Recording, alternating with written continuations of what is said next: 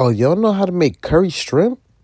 We can make that. This dish was simple, quick, easy, flavorful, delicious. I have to show you how to make it. All right, first we're going to get our clean shrimp. I clean both sides, the front and the back. I mean the top and the bottom. Get some garlic, onion, some curry powder, some allspice. Get a little bit of ginger, a little bit of turmeric. You want to hit it with your Spice Kings. Citrus herb butter. You want to get some fresh garlic. Mix everything in real well. All right? Make sure. And you can add fresh ginger, y'all. I just ain't have none.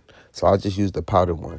So it should be looking like this when you done. Let this marinate on the side. While we do that, we going to burn this curry. Hit it with some oil.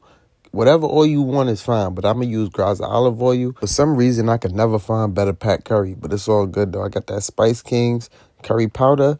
Make sure you burn that. And then...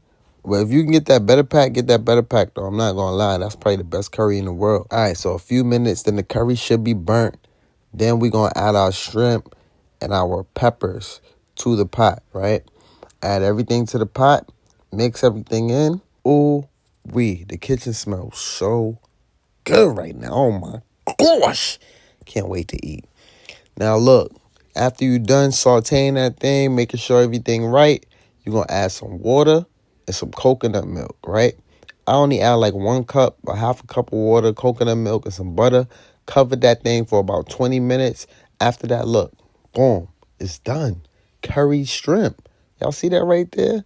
If your sauce not thick enough, add a cornstarch slurry, but that's it. Y'all got any questions about this curry shrimp, leave it in the comments. If y'all want more recipes like this, hit the link in the bio. Go to my cookbook.